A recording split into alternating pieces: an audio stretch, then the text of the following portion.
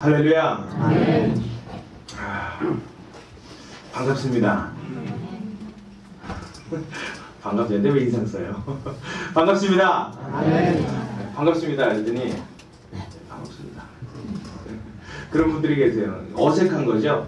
교회 안에서 우리가 가장 익숙한 것은 뭐 할렐루야 내지는 뭐 사랑합니다 내지는 뭐 이런 말들이 참 우리에게는 익숙합니다. 그런데 뭐 반갑습니다, 금방 인사했듯이 안녕하세요 이런 인사를 하면 좀 어색합니다. 근데 교회 밖에 나가서는 오히려 할렐루야 사랑합니다 이런 인사가 더 익숙해요? 아니면 안녕하세요 반갑습니다 이 인사가 더 익숙합니까? 그렇죠? 그만큼 우리가 교회에서의 삶과 밖에서의 삶이 아직은 좀 분리되어 있기 때문이 아닌가 하는 생각을 해봅니다. 우리의 삶 자체가 예배가 되어지고 예배 자체가 우리의 삶이 되어질 수 있다면 하나님께서 우리의 삶을, 우리의 예배를 그 어느 때나 기쁘게 받으시고 즐거워하실 줄로 믿습니다. 그렇게 우리의 믿음이, 우리의 삶이 장성한 분량에 이를 때까지 주의 손이, 하나님의 능력이 저와 여러분을 놓지 않는 그 은혜가 항상 우리 가운데 머물기를 간절히 소원합니다. 우리 여러분 과거의 일제 치하를 기억하시는 분들이 많지 않을 겁니다. 여기는 일제 36년을 겪어보지 못한 세대들이 더 많은데요. 저도 겪어보지 못했습니다. 그냥 들은 말로만 얘기를 듣기에는 그처럼 참혹할 수가 없었다고 합니다. 그렇게 힘들고 어려운 세월이 우리 민족 가운데 또 없었을 정도로 그렇게 힘든 나날들을 보낸 것이 일제치하 36년이라고 이야기를 들었습니다. 36년 동안 일본의 치하에 있으면서 그들이 다스리는 통치하는 국가의 식민지로 있으면서 우리 민족 가운데 가장 큰 소원이 있다면 아마도 독립이요, 독립으로 인한 자유가 아니었을까 생각합니다. 누가 와서 물으면 혹자가 묻습니다. 너는 도대체 무엇 때문에 자유를 얻으려느냐, 무엇 때문에 독립을 원하느냐. 이유가 없는 거지요. 거기에 따로 설명할 필요가 없는 것입니다. 무엇 때문이 아니라 그저 그 자유 자체가 우리에겐, 우리의 삶에 아주 중요한 조건이 되기 때문입니다. 사람이 자유가 없다면, 자유롭게 살 수 없을 만큼 우리를 억압해 놓는다면 그 어떤 사람도 내 삶이 인간다운 삶이라고 누릴 수 있는 사람은 아마 한 사람도 없을 것입니다. 그만큼 우리의 삶의 자유란 아주 중요한 부분을 차지하고 있습니다. 우리 모두가 하나님 앞에 기쁘게 찬양할 수 있는 것도 어찌 보면 어려움도 있고 슬픔도 있고 괴로움도 있는데, 그럼에도 불구하고 주님을 찬양할 수 있는 것은 그 어려움과 슬픔과 괴로움 모두조차도, 그러한 일들조차도 우리가 자유하기 때문에 우리에게 찾아온 것이라고 우리는 무의식 중에 여기고 있지 않나 생각합니다. 만약 우리가 자유가 없다면 뭐 자의적으로 찾아오는 고통과 괴로움은 아마 이미 없을 것입니다. 이미 우리의 삶 속에 그런 것들은 찾아볼 수 없을 것입니다. 그래도 자유가 있기에, 내 마음대로 살 수 있는 자유가 있기에, 그야말로 우리의 삶 가운데 그 자유로 인한 어떤 어려움도 우리가 기쁘게 감수할 수 있는 것이 아닌가 생각합니다. 이처럼 중요한 것이 자유인데요. 근데 여러분, 자유를 좀 오해하고 잘못 생각하면 이 자유가 변질이 됩니다.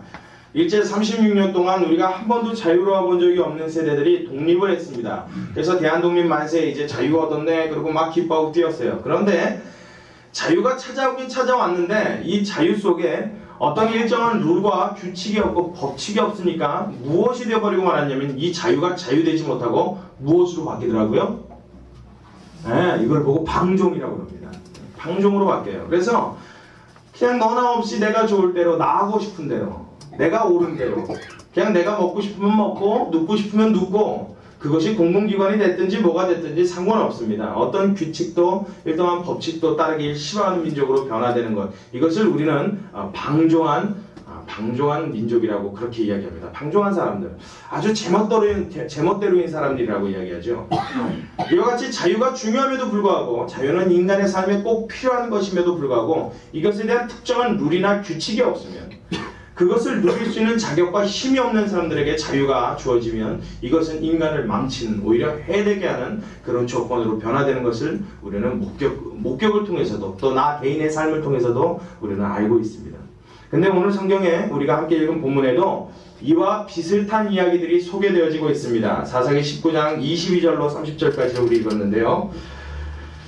22절에 먼저 나와 있는 이 이야기들이, 22절 이하에 나와 있는 이야기들이 무엇을 뜻하느냐, 사실 굉장히 긴 내용을 뜻하고 있는데 긴 내용을 포함하고 있는데 그 긴 내용을 제가 다 읽을 수가 없어서 오늘 본문을 22절부터 30절까지로 제가 한정을 시켰습니다. 사실은 오늘 함께 나눠야 될 모든 이야기의 시작이 어디서부터 시작되냐면 17장에서 마지막 장까지 전체 내용을 오늘 우리가 함께 나눠보고자 생각합니다. 17장 서두에 처음 시작되어지는 이야기 속에 보면 미가라고 하는 어떠한 제사장의 미가라고 하는 어떠한 사람의 이야기가 등장하고 있습니다. 미가라는 사람이 어느 날 집에 레위 소년인 한 소년이 찾아온 것을 보고 한 가지 조건을 겁니다. 자기 어머니와 함께 이야기를 나누다가 레위라고 하는 지파에 속한 어떤 소년이 찾아온 것을 보고 그 마음속에 문득 무슨 생각이 났냐면 우리 집에도 개인적으로 하나님을 섬길 수 있는 제사장이 한 명 있으면 좋겠다라고 생각해서 이 미가라고 하는 사람에게 어떤 조건을 내겁니다. 그런 이야기들이 17장으로부터 시작되어지는데요. 이 모든 이야기에 대한 근원과 시초를 어디서부터 따져봐야 되냐면 우리 17장 6절의 말씀을 같이 봅니다. 17장 6절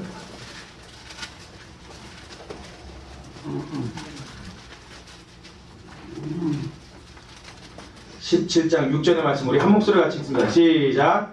그때에는 이스라엘에 왕이 없으므로 사람마다 자기 소견에 옳은 대로 행하였더라. 아멘. 지금 이게 사사기 전체를 대표하는 말이라고 제가 사사기 처음 시작하는 날도 그 이야기를 여러분께 말씀을 드렸습니다. 오늘 이 본문 17장 1절부터 시작되어지는 이 모든 앞으로 제가 설교할 모든 내용의 일들이 무엇으로 인하여 비롯되어진 이야기냐? 바로 6절에 나와 있는 17장 6절에 나와 있는 이 이야기 때문에 비롯되어진 이야기입니다. 무슨 얘기냐면 이스라엘이라는 나라에 왕이 없었기 때문에 지금 이와 같은 일들이 벌어진다라는 이야기예요. 우리가 함께 오늘 읽었던 본문의 내용도 17장에 소개된 미가의 집의 제사장의 이야기도 이 모든 이야기들이 다 무엇 때문에? 그 나라에 왕이 없었기 때문에. 다시 바꿔 말하면 제가 서두에 설명드렸듯이 인간의 삶 가운데 꼭 필요한 자유가 그들에게 있었음에도 불구하고 그 자유를 통제할 수 있는 어떠한 힘이 없었기 때문이라는 얘기입니다. 그 자유를 통제할 수 있는 어떤 규칙과 법칙이 없었기 때문에 그것을 통제해주는 그들의 왕이 없었기 때문에 그들은 방종한 삶을 올라서 자기 멋대로 자기가 원하는 대로 자기가 하고 싶은 대로의 삶을 이제부터 살기 시작했다라는 그 모든 내용에 대한 설명이 17장부터 마지막 장까지 나와 있는 사사기의 내용입니다. 이게 사사시대에 살았던 이스라엘 백성들의 삶의 모습을 대표하는 그런 모습이라는 거예요. 이 말씀 가운데 원하기는 우리가 이 말씀을 나누는 가운데 그래도 나의 삶과는 우리의 삶과는 많은 차이가 있구나 라고 느끼기를 간절히 원합니다. 그런데 아무리 생각을 해봐도 그렇게 느끼기보다는 어쩌면 이 모습 속에서 나의 모습을 발견할지 모르겠습니다. 어쩌면 이 모습 속에서 우리 교회의 모습을 발견할지 모르겠습니다. 만약 그렇다면 우리가 신속히 하나님 앞으로 나아가 하나님을 우리의 왕으로 모시고 주님 앞에 우뚝 설 수 있는 바로 설 수 있는 교회와 성도들 되기를 간절히 소원합니다. 자, 이제 한번 우리 살펴보도록 하겠습니다. 17장 1절부터 나타나 있는 내용의 이야기가 무슨 이야기냐? 미가라고 하는 에브라임 산지에 한 사람이 있었습니다. 저를 보십시오. 이게 너무 길어서 읽지 못합니다. 제가 설명으로 드릴게요. 에브라임 산지에 미가라고 하는 어떠한 사람이 살았는데 어느 날 그 어머니가 돈을 잊어버렸습니다. 근데 얼마를 잊어버렸냐면 은 1100개를 잊어버렸어요. 은으로 된 1100개의 돈을 잊어버렸습니다. 그런데 어느 날 이 미가라는 한 그 아들이요, 그 어머니에게 와서는 하는 말이, 어머니가 얼마 전에 돈을 잊어버렸는데 은 1100개를 잊어버려서 그것을 가져간 사람을 막 저주하고 욕하고 화를 내지 않았습니까? 그랬는데 그 돈을 제가 가지고 있습니다 라는 얘기예요. 뭐 훔쳐갔는지 잃어버린 걸 찾았는지 어쨌든 간에 그 돈을 이 미가라고 하는 아들이 찾아왔습니다. 그래서 보셔서 이 돈이 내게 있으니 이것을 다시 어머니께로 드리겠나이다. 그리고 어머니한테 줘요. 그랬더니 어머니가 굉장히 기뻐합니다. 그걸 기쁜 마음에 뭐라고 그러냐면, 내가 내 아들을 위하여 신상을 조각해서 우리 집에 신으로 삼게 하고 그것을 너를 위해 주겠다 해서 그 중에 은 200개를 은장세에게 주고 그것을 통해서 신상을 부어 만들게 합니다. 그래서 은 200개로 신상을 만들고 나는데 어느 날 이 집에 레위 지파에 속한 한 소년이 어떻게 하다가 들린 거예요. 들린 그 소년을 보고서 뭐라 하냐면 넌 어디서 왔냐? 그랬더니 나는 어디서 온 사람으로 레위 지파에 속한 사람입니다. 그리고 자기 신분을 밝혔습니다. 그랬더니 레위 족속 그러면 하나님의 제사장 지파 아닙니까? 그러니까 얼른 생각하기를 미가가 그렇다면 네가 우리 집의 제사장이 되어서 우리 집안으로 하나님 앞에 예배드릴 수 있게 하나님을 섬길 수 있게 그런 가정 제사장이 되달라라고 이야기합니다. 그래서 뭐라 그러냐면 내가 해마다 너에게 옷 한 벌과 은 10개씩을 주리라. 은 10개씩과 옷 한 벌을 사례비로 준다는 거예요. 그러니까 이 레위 지파에 속한 청년이 그 얘기를 듣고 무슨 생각했냐면 이야 앞으로 이 집에서 내가 제사장 역할을 하면 이 평생 동안 고생 안 해도 되겠다. 그런 생각해 보십시오. 지금 이 집안에는 은 1100개 중에 200개는 우상을 만드느라고 신상을 만드느라고 써버렸고 몇 개 은이 남았습니까? 1100에서 200 빼면 얼마요? 900. 산수공부도. 자, 900개 은이 남았는데 그거를 해마다 10개씩 제사장에게 주려면 몇 년 동안 줘야 다 씁니까? 그건 어느 계산 안 되죠? 90년입니다. 90년. 90 곱하기 10 그러면 900이잖아요. 그죠? 해마다 1년에 한 번씩 은 10개씩 주면 그 은 900개를 다 쓰려면 90년 동안을 줘야 됩니다. 그러니까 다시 이 말을 쉽게 바꿔 말하면 무슨 뜻이 되냐면 이 집안에는 이미 제사장에게 90년 동안 사례비를 줄 만큼의 재정이 확보되어 있는 겁니다. 재력을 갖고 있는 거예요. 그러니까 무엇을 하기 원했냐면 이스라엘의 제사장 말고 하나님의 백성을 하나님의 백성답게 주님 앞에 제사드리고 예배할 수 있는 이스라엘의 제사장 말고 나 개인의 제사장, 우리 집안의 제사장 하나님 앞에 섬기는데 하나님께서 신상 부어 만드는 것을 여러분 기뻐하십니까? 기뻐하지 않습니까? 우상 만드는 걸 기뻐하십니까? 기뻐하지 않습니까? 여러분 얘기 하나만 합니다. 여러분 이미 이스라엘 백성은요 모세와 더불어 홍해를 건너고 출애굽할 당시에 시내산에 올라가서 그가 40일 동안 금식하며 하나님 앞에 받았던 십계명 안에 주님의 율법 안에 이 땅에 어떠한 형상으로든지 조각물을 만들지 말고 그 신상 앞에 절하지 말라고 하나님이 이야기를 해주셨습니다. 그럼에도 불구하고 이들은 어떻게 해요? 자기의 삶 가운데 하나님께서 원하는 것이 무엇인지 내가 어떻게 하나님을 예배해야 되는지 하나님이 무엇을 말씀하시는지 관심은 이미 없고 무엇이요? 오직 나 개인의 영달과 하나님의 축복을 위해서 하나님의 축복이라는 것을 지금 무엇으로 삼는 거예요? 내가 축복받는 것에 대한 어떤 수단으로 만드는 거예요. 그걸 위해서 지금 제사장을 돈으로 사는 겁니다. 또 그것을 레위 족속에 속한 소년은 그 청년은 또 좋게 여깁니다. 그걸 좋습니다. 무엇 때문에 좋게 여기겠어요? 해마다 받는 은 몇 개? 10개. 옷 한 벌. 그걸 보고 좋게 여기는 거예요. 옳다 좋다. 나도 그렇게 하겠다. 여러분 무엇입니까? 삶 속에 자기의 자유를 통제할 수 있는 룰이 없어진 이 방종한 백성들 중에 처음으로 찾아오는 특징이 있는데 그것이 무엇이라는 겁니까? 종교의 타락이라는 겁니다. 하나님 앞에 자기의 자유를 억제하지 못하면 내 삶 가운데 부어주신 하나님의 축복과 하나님의 은혜를 통제할 수 없으면 내가 내 멋대로 내 뜻대로 내 마음과 내 생각대로 마음대로 살아가는 인간으로 내가 전락해버리면 내 삶 속에 가장 먼저 찾아오는 것이 있는데 그것이 무엇이라고요? 하나님을 섬기는 믿음에 대한 타락이요 종교에 대한 타락이 되는 거예요. 그래서 기독교 안에 우상들이 너무 많아요. 기독교 안에도 무당들이 너무 많습니다. 기독교 안에도 잘못된 신앙이 너무 많아요. 하나님을 내 삶의 축복의 도구로 여기는 것 이것부터가 우리의 삶 가운데 우상으로 여기는 첫 출발이 된다는 말이에요. 근데 우리 다 어떻습니까? 교회 뭐하러 나옵니까? 교회 무엇 때문에 하나님을 섬기러 이 시간 말씀 들어 나옵니까? 내 삶이 윤택하게 되기 위해서 아닙니까? 내 삶이 좀 무언가 지금보다 더 나은 삶으로 바뀌어지기 원하는 소원 때문이 아닙니까? 만약 그래서 여러분 예수 믿고 하나님 섬긴다고 교회 열심히 다녔는데 한 주도 빼먹지 않았는데 11주 주님 앞에 꼬박꼬박 냈는데 감사헌금 했는데 철야까지 드렸는데 새벽 예배도 안 빠졌는데 여러분 삶 가운데 축복이 아니라 어려움이다 보면 무엇 들었다고 그래요? 시험 들었다고 그러잖아요. 그 시험은 무엇 때문에 찾아왔습니까? 나의 모든 이 신앙의 목적이 나의 모든 예배의 목적이 나의 모든 하나님에 대한 섬김의 목적이 나 개인의 영달 때문이었기 때문에 온 시험 아니냐 말입니다. 여러분 왜 그런 것들이 우리의 마음에 찾아온다고요? 하나님이 나에게 주시는 은혜와 그분의 자유를 통제할 수 있는 통제력을 잃었기 때문에. 그래서 무엇이 찾아왔습니까? 우리 신앙의 타락이 찾아왔어요. 겉으로는 멀쩡히 하나님 앞에 나와서 예배한다고 하고 주님 앞에 은혜 받는 척은 다 합니다. 그런데 막상 하나님을 통해서, 교회를 통해서, 내가 신앙생활을 한다는 이 생활을 통해서, 이 신앙을 통해서 나의 삶 가운데 축복이라는 것이 느껴지지 않으면 하나님 별로 관심 없는 거예요. 뭐 하나님이 그래요. 꼭 무엇과 같냐면요, 어린아이가 집에서 이렇게 놀고 있었습니다. 밤 늦은 시간이 돼서 아빠가 퇴근을 하고 들어오는데 항상 그 아이에게 뭐 봉다리 하나를 들고 와요. 또 봉다리 안에 뭐가 들었겠죠. 뭐 들었는지 여러분들이 갖고 오는 걸로 한번 상상해 보십시오. 뭐 먹을 것도 들었고 장난감도 들었고 뭐 여러 가지가 있을 수 있습니다. 그걸 항상 그 아이한테 사왔어요. 그러니까 이 아이가 너무 기뻐하면서 그걸 받는 거예요.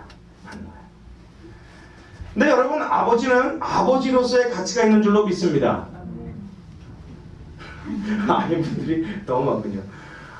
아버지는 아버지로서 가치가 있는 줄로 믿습니다. 근데 어느 날 아버지가요, 좀 과음을 하셨는지 뭐 일이 많았는지 그냥 깜빡 못 사왔어요. 그런 날 있죠? 그런 날 있습니다. 어떻게 맨날 사옵니까? 돈 없어서 못 사올 수도 있고 뭐 그렇습니다. 딱 들어오는데 그 아이가 어딜 쳐다보냐면 아버지 얼굴을 쳐다보는 게 아니라 손을 이렇게 보는 거야, 앉아서. 근데 손에 뭐가 있어요, 없어요? 없어요. 그러니까 이 아이가 그 손을 이렇게 쳐다보다가 인상을 팍 쓰더니 아빠를 이렇게 한번 탁 올려다보면 아빠도 아니야, 이씨. 그걸 돌아앉는 거야. 아빠 아니죠? 아빠 아니잖아요. 왜 빙그레? 고개를 다 떨구세요, 이러고. 여러분, 아빠 맞아요, 아니에요? 맞아요. 아유, 다시요. 맞아요, 아니에요? 맞아요. 아니에요, 아니에요. 먹을 거 안 사왔는데? 내가 좋아하는 거 안 줬는데? 그래도 아빠 맞아요? 정말 맞습니까? 여러분, 우리가 이것과 똑같다는 얘기예요. 하나님을 섬기는데 그 하나님 앞에 무엇 얻어먹을 게 없으면 하여튼 그때는 시험 들어요. 그때는 시험 들어요. 기도를 40일 동안 했는데 응답이 없어. 그러니까 시험 들어. 교회 열심히 봉사했는데 저번에 서집사 없죠? 그리고 서집사 했더니 서윤주 집사님 계시더라고요. 공집사가 없죠? 공집사 없죠? 혹시 오늘 처음 오신 분의 공씨 있습니까? 공집사가 나한테 뭐라고 그랬어? 제가 어저께 진짜 시험 들 만한 일이 있었습니다. 서전사님 어디 계세요? 밖으로 피하셨어요? 아, 어저께 말이에요. 운동을 요즘에 제가 열심히 하잖아요. 살을 좀 빼보겠다고.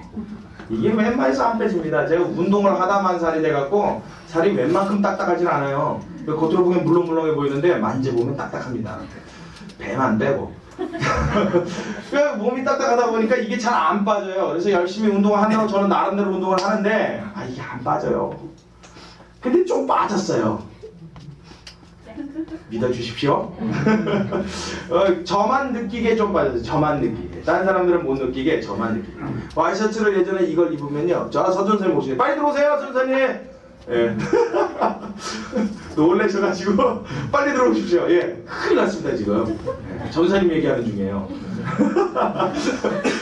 이게 말이에요. 예전에 꽉 껴갖고 이게 안 맞았는데 이거 손가락 이렇게 들어갑니다. 그래서 좀 편하네 싶어요. 그리고 바지를 입으면 주름이 잡힙니다. 할렐루야. 잠바를 입으면요, 이 살이 잠바를 꽉 채워갖고 꼭 여러분 예전에 뭐죠? 고스트바스터라는 영화에 보면 찐빵 귀신이라는 게 나오거든요. 그거 보신 분 있습니까? 네, 못 보신 분들은 오늘 가서 꼭 보십시오. 제가 꼭 그 찐빵 귀신하고 비슷했었어요. 좀 볼록볼록한 게. 근데 요즘에 이렇게 입으면요, 안에가 조금 남아요. 할렐루야. 근데 이게요, 다 그렇게 봐주면 좋은데 저만 그렇거든요. 어제 무슨 일이 있었냐면 운동을 열심히 하고 돌아오는데 우리 저 충령산 있고 들어가는 삼거리 있는 데서 좀 더 가면 이제 수동교육이도원 있고 있잖아요. 그 삼거리에서 우리 박 전사님을 딱 맞췄어요. 저 운동하러 갔다가 돌아오고 박 전사님이 이제 청년들 태워서 예배를 올려고 그래서 거기서 딱 맞췄어요. 갑자기 차를 딱 세웠더니 타! 그러는 거예요. 내가 이걸 왜 타? 그랬더니 타! 그러는 거예요. 나 운동하는 중이야. 집으로 걸어가야 돼. 이걸 왜 타? 그랬더니 그럼 만나질 말든가. 되게 또 화를 내는 거예요. 그래서 내가 만나고 싶어서 만났어. 걸어갔다 오는데 그러 와가지고 왜 느닷없이 타를 좀 이상한 사람이 그걸 탔어요. 타는데 어떻게 해요? 안 안 타면 둘이 받게 생겼는데 이거 탔습니다. 탔는데 거기서 안 태웠으면 좋잖아. 그걸 왜 태워가지고. 그리고 우리 현진이 어디 갔어? 네, 그거 웃느라고 고개도 못 듣네. 그걸로 이렇게 가는 길에 이제 현진이를 태워갖고 온다는 거예요. 우리 현진이 청년을. 이렇게 하는데 현진이만 있는 게 아니라 그때 이 사건의 주인공인 우리 서전사님이 같이 딱 옆에 계신 거예요. 그래서 가시는 게 잘 되다 타십시오. 그러고 딱 태워드렸어요. 그러면 우리 전사님 태워드렸으면 좀 고맙다는 말이라도 하시든가 감사하다고 좀 차비를 내시든가 뭐 얼마나 은혜가 왔겠습니까?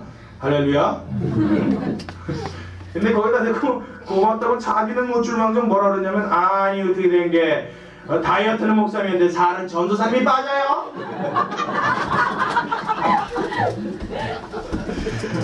그 얘기 듣는데 제가 지금 뭐 하는 중이라고요? 뭐 하다가 지금 박 전사님 만난 거예요? 그래서? 운동하다가 할 맛이 나요? 안 나요? 지금까지 그 전까지는 막 이러고 걷다가 그 다음부터 걸을 맛이 안 나. 가기 싫더라고요. 그래서 오늘부터 운동 끊을랍니다. 농담이고요. 정말로 상처받지 않았어요. 제가 그래서 그 소리를 듣고서 더 분발해야겠다, 안 되겠다 싶은 생각을 가졌습니다. 서준선생님 괜히 또 걱정하지 마십시오. 그 얘기를 제가 여러분들께 왜 드렸습니까? 시험 드는 얘기하다 얘기했죠. 이런 경우를 보고 시험에 든다고 그런단 말이에요. 근데 제가 제대로 시험에 들면 무슨 생각을 갖냐면 하나님 이럴 수가 있습니까? 이렇게 나오는 거예요. 주님 앞에 그래도 최선을 다해서 말씀 준비한다고 하고 말이죠. 설교할 때 하나님 땀 오죽이나 많이 흘립니까? 그냥 바가지로 쏟아내고 말이에요. 요즘엔 살 뺀다고 저녁에는 진짜 무슨 뭐가 뭐 해놓은 것 마냥 요만큼 밥도 먹고 배고프면은 배가 고프니까 일찍 자버리는데 이렇게 열심히 하는데 하나님 이런 결과가 없을 수 있습니까?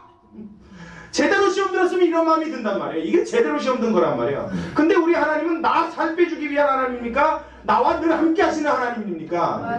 네, 함께 하시는 하나님이지 살 빼주기 위한 하나님이 아니란 말이에요. 내 목적과 내 상황과 내 마음속에 이 소원을 응답해주고 이루어주시기 위하기만 한 하나님이 아니더란 얘기예요. 할렐루야! 무슨 얘기인지 여러분 이해가십니까? 하나님은 여러분을 축복해 주시는 하나님입니다. 그게요. 하나님은 여러분을 축복해 주시는 하나님입니다. 그러나 그 축복만을 위하여 여러분의 모든 요구를 들어주시기 위한 하나님이 아니라는 얘기예요. 근데 우리는 어떻게 해요? 우리 하나님을 이렇게 바꿔치기 하고 있더라는 얘기예요. 이게 무엇입니까? 신앙의 타락을 의미하는 거예요. 내 목적이 변화된 거예요. 내가 하나님을 섬기는 이유가 달라진 거예요. 그전에는 이유가 없었어요. 그냥 하나님이 나 사랑해 주신다는 거 그 자체가 감격스러웠어요. 꼭 연애할 때 우리의 모습과 똑같아요. 처음에는 남녀가 만나서 그냥 있는 것만도 좋아. 그냥 그 사람이 나한테 뭔 말만 해줘도 어머 숨소리도 좋아. 그냥 옆에만 있어줘도 황홀해. 아멘. 이거 봐 아멘들 못하죠. 언제인지 기억도 안 나는데. 근데 이게 시간이 지나면서요 여러분 그 사람과 함께 있는 이유가 틀리고 목적이 틀려져요. 제가 언젠가 철야 예배 때였나요? 수요 예배 때였나요? 윤 집사님. 제가 양해로 예를 들어서 말씀드렸죠. 이거 또 해야 되나? 그냥 모르시는 분은 물어보십시오. 물어보십시오. 할까? 하여튼 뭘 했어요 그렇게. 남녀간의 사랑하는 목적이 어떤 이유 때문에 있어서는 여러분 그건 사랑이 아니란 말이에요. 근데 시간이 지나니까 어떻게 변질되더라고요? 이유 때문에 사랑하는 걸로 변질되더란 말이에요. 나는 너 예뻐서 좋아했어. 근데 늙으니까 어떻게 해요? 싫어지더란 말이에요. 나는 너 돈이 많아서 좋아했어. 근데 투자다가 몽땅 다 날렸어. 그럼 어떻게 돼요? 좋아하는 마음이 없어지더라고요. 나는 너 빨래를 너무 잘해서 너랑 결혼을 그런 결심을 했어. 이건 말도 안 되는 얘기입니다. 우리가 하나님을 섬김에 있어서는 여러분 어떠한 이유도 어떠한 조건도 없어야 하는 줄로 믿습니다. 그냥 섬김은 섬김 자체로 있는 거예요. 근데 이게 어떻게 해요? 하나님이 나에게 주신 은혜가 통제가 안 돼. 내 마음속에 내가 어떤 마음을 가져야 되는지 내가 스스로 나를 잡지를 못해. 그러니까 어떻게 돼요? 하나님 내 수단으로 전락해버리는 이런 상황이 생겨진 거예요. 오늘 꼭 이런 이야기가 나오고 있는 것입니다. 그래서 여러분 이 미가 집에 있는 제사장이 여기서 끝나는 것이 아니라 이 집에 단지파가 찾아옵니다. 그래서 단지파가 뭐라 그러냐면 그 집에 있는 신상과 이 제사장을 훔쳐가요. 그랬더니 미가가 막 쫓아갑니다. 그래서 왜 훔쳐가? 그럽니다. 죽고 싶어! 그럽니다. 그랬더니 또 가만히 있어요. 뭐라 그러냐면 네 말이 내 귀 들리지 않게 그래요. 그러면서 이 미가 집에 있는 제사장한테도 뭐라 그러냐면 나는 이 집의 제사장인데 나를 왜 데리고 가십니까? 그랬더니 단지파 사람들이 뭐라 하냐면 한 지파의 제사장으로 있는 것이 낫겠느냐? 한 집안의 제사장이 낫겠느냐? 내가 판단하라 그럽니다. 그랬더니 이 제사장이 뭐라고요? 이 말을 좋게 여겼거늘. 완전히 이 제사장은요 그냥 자기의 조건만 좋으면 다 좋은 거예요. 그냥 뭐 해준다면 그냥 넋을 놓는 거예요. 얼마 받느냐가 제일 중요한 거예요. 내 삶의 목표가 돈으로 판단되어지는 거예요. 내 신앙도 하나님을 섬기는 이유도 내가 얼마만큼 누릴 수 있느냐로 전락되어 버리고 마는 것입니다. 이것이 무엇이요? 그때 왕이 없으므로 그들에게 일어났던 두드러지는 현상이라는 것을 하나님이 우리에게 고발하고 있는 것입니다. 그들의 가운데 왕이 없었으니 그들이 누리는 자유가 그들이 누리는 신앙이 그들이 섬기는 하나님에 대한 이 통제력을 잃어버리니까 룰과 법칙이 사라지니까 그들의 삶 가운데 이런 신앙의 타락이 찾아오더라. 그리고 두 번째 사건으로 나타나는 것이 바로 우리가 오늘 읽은 본문입니다. 우리 한 번 더 봅니다. 자, 사사기 19장 22절 이하를 같이 봅니다. 자, 이게 무슨 말이냐면요. 그들이 마음을 즐겁게 할 때 그 성읍 비류들이 그 집을 애워싸고 문을 두들기며 집주인 노인에게 말하여 가로되 내 집에 들어온 사람을 끌어내라 우리가 그를 상관하리라 라는 이야기가 나오는데요. 이게 무슨 이야기냐면 우리 19장으로 잠깐 넘어가세요. 19장 1절을 같이 봅니다. 자, 이 19장 1절 말씀만 우리 같이 봅니다. 19장 1절 시작. 이스라엘에 왕이 없을 그때 에브라임 산지 구석에 우거하는 어떤 레위 사람이 유다 베들레헴에서 첩을 취하였더니 이렇게 시작됩니다. 그러니까 레위 사람 중에 어떤 한 사람이 여러분 레위 지파 그러면 무슨 지파라 그랬어요? 제사장 지파. 그러면 첩을 취해야 됩니까? 안 돼야 됩니까? 네, 안 돼요. 안 되는 일입니다. 그런데 이 사람이 첩을 취했어요. 근데 첩을 취한 그들과 잔치를 벌이고 뭐 하다가 기브아라고 하는 곳에 베냐민 지파에 속한 기브아라고 하는 곳에 이르러서 유숙할 곳을 찾습니다. 근데 아무도 받아주질 않는 거예요. 그리고 잠잘 곳을 찾지 못하고 한참을 어성거리고 있는데 어떤 한 노인을 만납니다. 그 베냐민 지파 사람이죠. 그랬더니 이 노인한테 우리가 지금 들어갈 곳이 잘 곳이 없어서 이렇게 찾고 있습니다. 그냥 길에서 노숙하려고 합니다. 그랬더니 이 노인이 뭐라 하냐면 우리 집에 들어와서 자라. 내가 좋지는 못해도 잠자리를 준비해 줄 테니 길에서 노숙하지 마라. 그래서 그를 청해서 집으로 데려갑니다. 그래서 첩과 이 레위 사람이 들어가서 그 집에 머무르게 됩니다. 근데 머무른 그날에 그 지역에서는 비류들이, 잡배들이, 무리배들이 이런 뜻이에요. 잡족들이 이런 뜻입니다. 성경에 나오는 다른 단어로 표현하면 이 잡족들이 와서 뭐라 그러냐면 문을 막 두드리더니 그 노인 집에 와서 그 노인한테 말하기를 지금 방금 너네 집에 들어간 그 사람을 끌어내라 그럽니다. 내가 그를 상관하리라 라고 이야기해요. 근데 여러분 제가 이거 언젠가 한번 설명드린 것 같아요. 이거 어디서 많이 본 구절 아닙니까? 이런 이야기가 어디서도 한번 나오죠. 정확하게 기억은 안 나는데 정말 뭐 같긴 한데 뭐 이런 생각 들죠. 어디서 나와요? 구약에 나오죠. 그럼요. 구약에 나옵니다.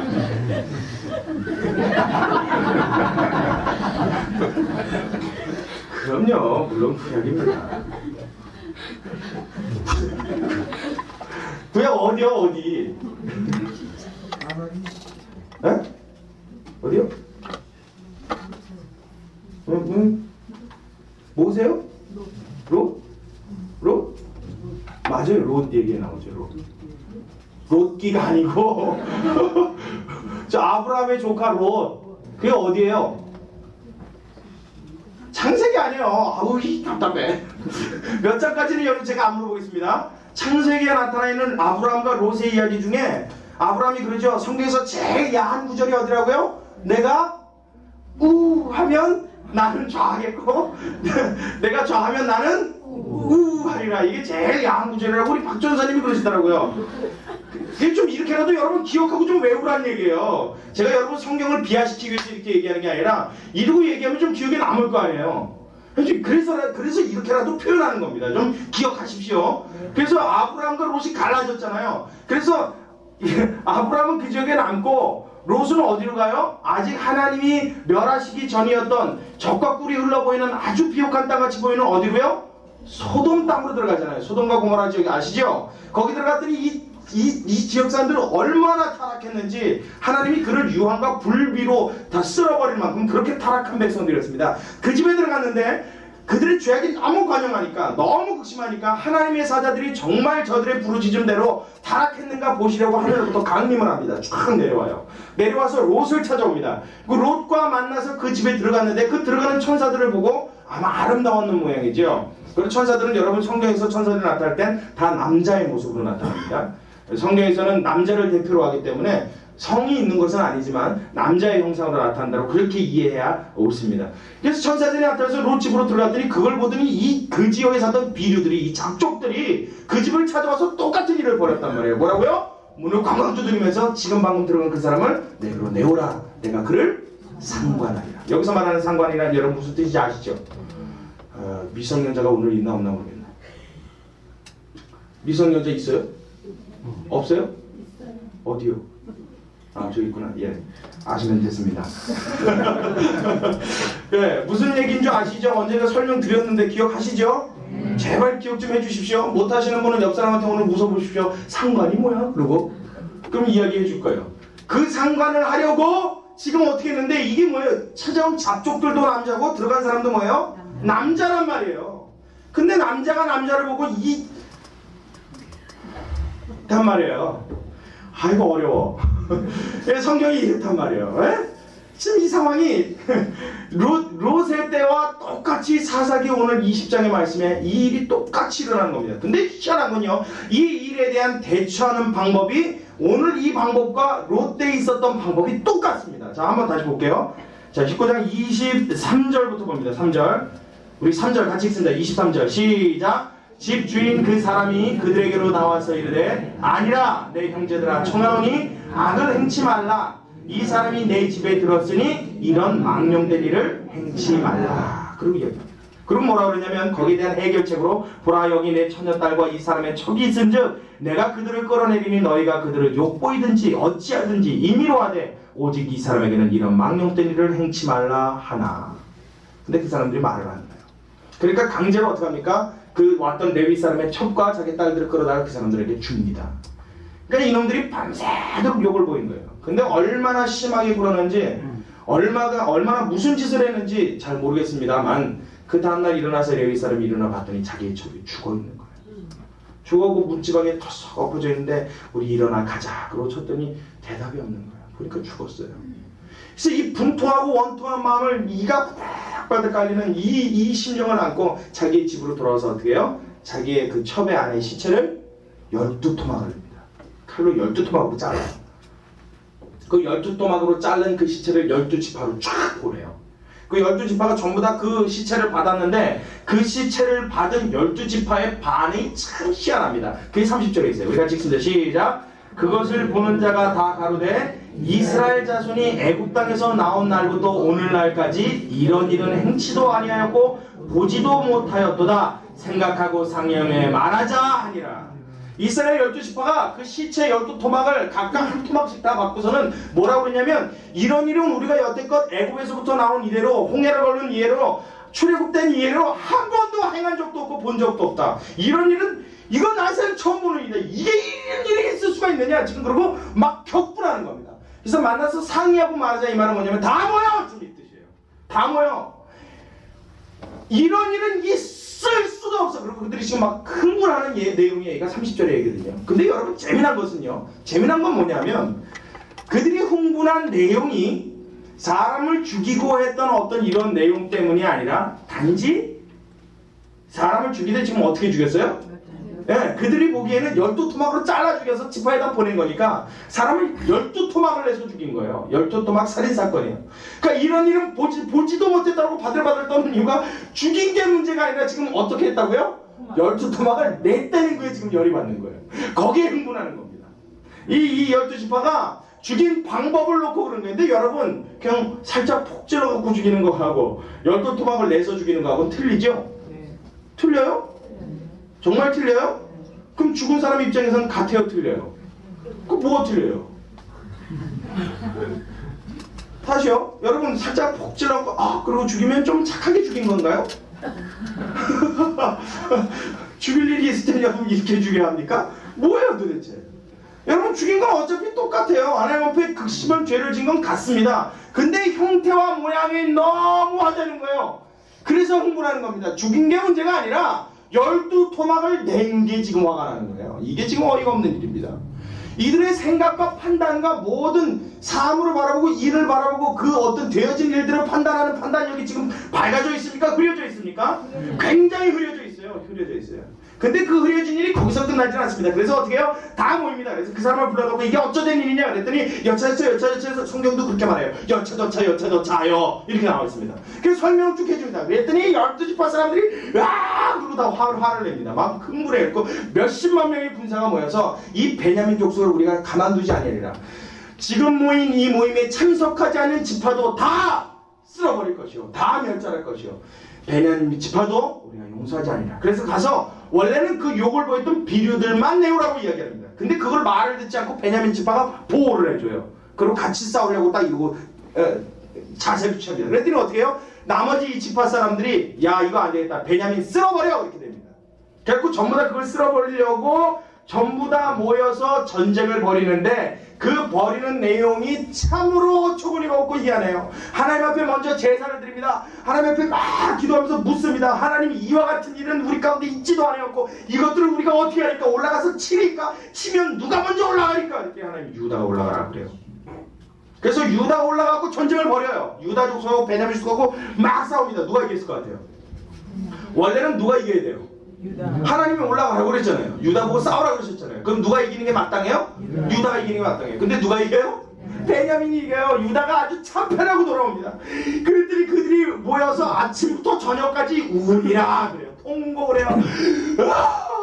그러고 울어요. 어찌하여 우리 가운데 이런 일이 일어났나이까? 주여 또 올라가니까 말리까? 네 가라 또 하나님 그래요. 그래서 그 다음날 또 그곳에 모였고 또 싸웁니다. 또 싸우는데 또 어떻게 돼요? 또 져요. 그러니까 내려가서 또 울어. 또 울어요. 어찌 이런 일이 있었으니. 하나님 지금 뭐 하시고 있는 거야? 누가 먼저 올라가니까 글쎄 뭐 유다가 가라. 지금 하나님 응답을 해주시긴 해주시는데 한번 싸워봐라. 하나님 지금 콧방귀 끼면서 얘기하는 거예요. 그냥 관심이 없는 거예요. 그들의 행사에 그들의 예배에 그들의 뭐 제사에 그들의 간구에 하나님의 마음이 없는 거예요. 해라. 유다가 가라. 아무나 가라. 싸워봐라. 근데 그 정작 그 싸움은 하나님이 함께 하신다고요? 안 하신다고요? 함께 하지 않는단 말이에요. 하나님의 마음은 관심이 없어요. 이미 그들에게 떠났어요. 그들의 삶을 보고 그들의 생각을 보고 그들의 중심을 보고 하나님은 더 이상 그들과 함께 하지 않았어요. 그저 하나님은 이야기해 주시고 옆에서 바둑 두고 계시는지 딴 데가 보고 계시는 거예요. 그래서 마지막 세 번째 하나님 앞에 간구했더니 내일은 내가 저들을 너희의 손에 붙일 테니 다시 올라가 싸워라. 세 번째 올라가서 싸우는데 그때서야 어떻게 해요? 베냐민을 다 무찔러요. 베냐민 족속에 속한 모든 여자와 부녀자와 아이들을 싹 죽여버립니다. 그리고 남자도 다 죽이고 전사도 다 죽이고 몇 명 남냐면 베냐민 지파 사람이 600명 났습니다. 다 죽어요. 아주 그냥 싹 다 쓸어버린 거예요 그냥. 그래서 베냐민 사람 600명 남자만 남아요. 근데 그들이 싸우기 전에 무슨 조약을 맺었냐면 앞으로 절대로 이 베냐민을 우리가 용서하지 않을 뿐더러 설령 이들이 남는다 할지라도 우리 지파 사람들 중에 어떠한 자도 그 딸을 베냐민 지파의 아내로 시집 보내는 자는 하나님의 저주를 받을지니라. 그리고 그들이 약조를 했어요. 서약을 했습니다. 그런 딸을 줄 수가 있어요? 없어요? 근데 베냐민 지파에 여자가 있다고요? 없다고요? 그러니 놔둬도 끊어지게 생겼어요. 놔둬도 베냐민 지파는 사라지게 생겼어요. 그랬더니 이들이 모여서 뭐냐면 또 웁니다. 또 울어요. 또 울어요. 여러분 얼마나 웃깁니까 지금? 이 사람들이 지금 행하고 있는 일들이 굉장히 어이가 없고 어처구니가 없는 일들입니다. 인간의 상식적으로 도대체 납득이 가지 않는 아주 어이없는 일들, 어처구니 없는 일들을 지금 이들은 행하고 있는 겁니다. 그러면서도 누구를 꼭 갖다 붙이면 하나님을 갖다 붙이는 거야. 하나님 어쩌요 이렇게 됐나니까. 누가 그랬는데요? 쥐들이 가서 싸운다고 하나님 앞에 열심히 기도해놓고 그래서 내가 붙여줄게 네 손에 붙일게 그랬더니 이겨놓고는 뭐요? 하나님 어찌 이런 일이 일어났나니까. 어찌 우리 가운데 한 지파가 지금 끊어지게 생겼나니까. 그래서 여러분 어떻게 하는 줄 아십니까? 더 웃긴 일을 합니다. 아주 그냥 계속 웃겨요. 여러분들은 안 웃는데 하여튼 웃긴 일입니다. 집에 가서 읽으실 때 한번 웃으십시오. 어떻게 이런 일이 있는 거 웃으십시오. 그렇게 웃어야 마땅한 일들이 이들이 계속 벌어요. 여러분 아내를 주지 않겠다고 얘기했더니 이 베냐민이 끊어지게 생겼고 아내를 죽인 조약했는데 그래야 베냐민은 끊어지지 않게 베냐민 족속이 사라지지 않게 할 수 있는데 줄 방법은 없고 이들이 굉장히 막 머리를 싸맵니다. 그래서 모여서 회의를 합니다. 어떻게 할까? 그러다가 야 혹시 우리 중에 이 전쟁에 참여하지 않고 이 모임에 함께하지 않는 자가 있느냐? 이렇게 있어요. 그게 어디냐면 자 우리 같이 봅니다. 뒤로 넘어가세요. 자 8절 말씀 봅니다. 자 8절과 9절 두 절 같이 읽습니다. 시작. 또 가로되 이스라엘 지파 중 다시요. 자 8절과 9절 21장 제가 절만 말씀드렸나요? 21장 8절과 9절이요. 같이 읽습니다. 시작. 또 가로되 이스라엘 지파 중 미스바에 올라와서 여호와께 이르지 아니한 자가 누구뇨 하고 본즉 야베스 길르앗에서는 한 사람도 지내 이르러 총회에 참여치 아니하였으니 백성을 계수할 때 야베스 길르앗 거민이 하나도 거기 없음을 보았습니다. 오거니 야베스 길르앗 사람들은 안 모였어. 잘 됐다. 가서 그 야베스 길르앗에 있는 모든 남자와 부녀와 아이는 다 죽여라. 그 명령을 내립니다. 왜 자기들이 약조한다니까. 가서 또 거기를 싹 죽여요. 그래서 한 번도 결혼해보지 않았고 남자를 경험해보지 않은 처녀들만 싹 사로잡아 봅니다. 그래서 그 수를 세봤더니 몇 명이냐면 400명이에요. 근데 400명 데리고 왔더니 남아있는 사람은 몇 명? 600명. 600명. 그리고 400명 주면 이제 그래도 모자란 숫자가 몇이나 돼요? 200이 그래도 모자라잖아요. 그래도 그렇게 싸워서 살아남은 자에게는 다 기업을 하나씩은 줘야 되고 가정을 이루게 해줘야 되는데 200명이 아직도 모자라단 말이에요. 그러니까 어떻게 하냐면 또 회의를 합니다. 머리싸에다가 그래 그럼 이렇게 하자. 우리가 1년에 한 번씩 이스라엘 백성들이 다 모여서 하나님 앞에 축제를 벌이는 기간이 있으니까 우리가 하나님 앞에 막 예배하고 우리끼리 이스라엘의 모임을 갖는 축제의 날에 그때 베냐민 사람들한테 살짝 이야기해서 너희는 숨어있다가 포도원 근처에 숨어있다가 우리의 딸 중에 처녀들이 나와서 춤출 차례가 되면 보쌈해가라. 그리고 이야기를 해줍니다. 그래서 여러분 어떻게 했냐면 아내를 그렇게도 못 얻은 나머지 200명이 포도원에 숨어요. 숨어서 가만히 보고 있다가 가만히 보다 저 아줌마 같은데 그럼 놔둡니다. 근데 딱 보니까 처녀 같아. 좀 젊어. 괜찮을 것 같아.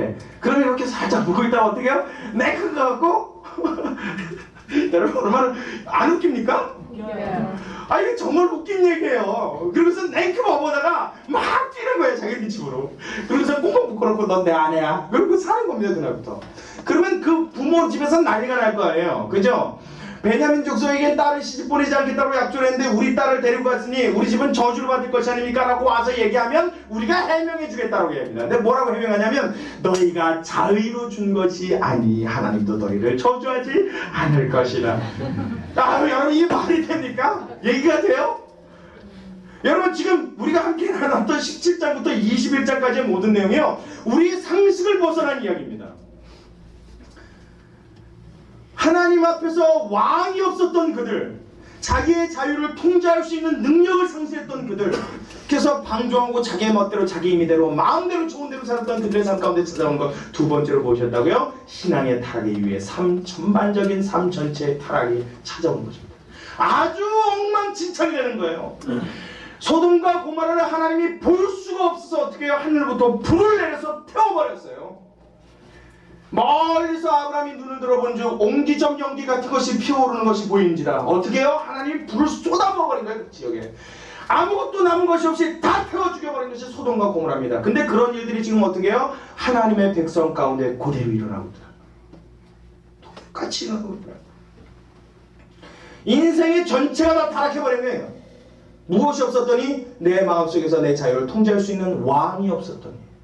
그래서 오늘 이 본문에는 17장부터 21장까지 무려 4번이나 같은 이야기가 반복된다. 자, 17장 6절 그때는 이스라엘의 왕이 없으므로 사람마다 자기 소견대로 옳은 대로 얘기했더라. 18장 1절 그때 이스라엘의 왕이 없었고 단지파는 이때 거할 기업의 땅을 구하는 중이었으니 이는 그들이 이스라엘 지파 중에서 이때까지 기업의 땅 분배을 얻지 못하였습니다. 19장 1절 이스라엘의 왕이 없을 그때에 에브라임 산지 구석에 우거하는 어떤 레위 사람이 유다 베들레헴에서 첩을 취하였더니 마지막으로 21장 마지막 25절 같이 쓰자. 시작.